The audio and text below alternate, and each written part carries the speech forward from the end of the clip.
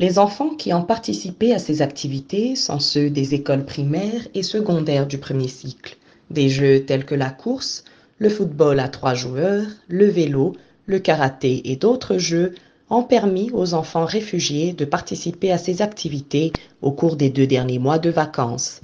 Cette activité était organisée par l'organisation Rare Monde. Cette activité s'est clôturée à la fin de la semaine dernière.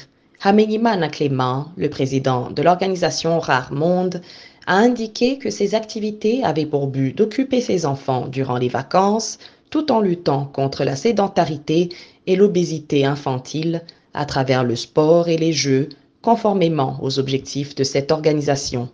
Cette activité s'inscrit dans le cadre de la lutte contre la sédentarité et l'obésité infantile par le sport et le jeu. Et ce qu'on peut appeler un enfant en mouvement. Le thème cadre sans nul doute avec les objectifs de Rare Monde, qui signifie réfugié, acteur de sa reconversion et de son épanouissement mondial. Cette activité sportive s'inscrit dans le dernier E qui est épanouissement de l'enfant. Nous avons choisi l'âge primaire et l'âge secondaire, le premier cycle, parce que ces enfants sont des enfants qui, en termes de développement psychologique, ont besoin d'un appui particulier que probablement dans leurs écoles, ils ne peuvent pas trouver.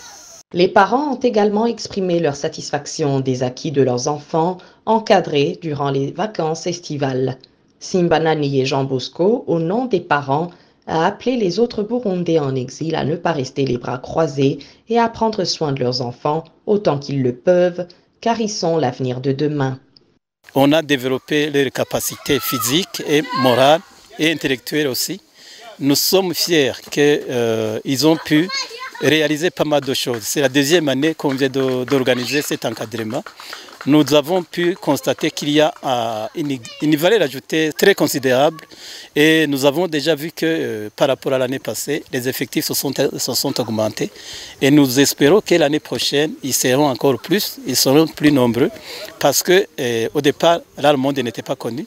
Que ce soit ici, en tant que réfugiés, que ce soit au pays, si nous parvenons à rentrer, ils vont continuer à développer leurs talents et ils deviendront des hommes et des femmes du pays et ils vont développer le pays dans tous les domaines comme nous avons organisé des activités dans plusieurs domaines. Le message que je pourrais lancer à l'endroit des parents des autres pays, des autres centres, c'est qu'ils doivent rester dignes d'eux-mêmes. Il faut qu'ils puissent encadrer les enfants. Il faut qu'ils puissent d'abord s'encadrer eux-mêmes.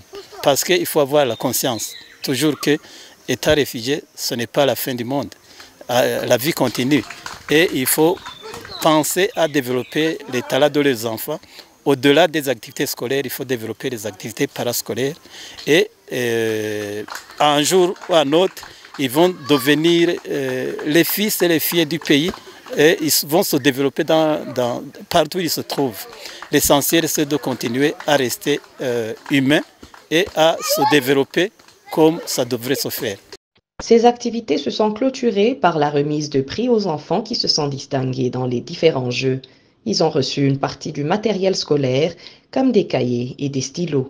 Rappelons que l'organisation Rare Monde en était à sa 2e édition d'encadrement des enfants durant la période des vacances.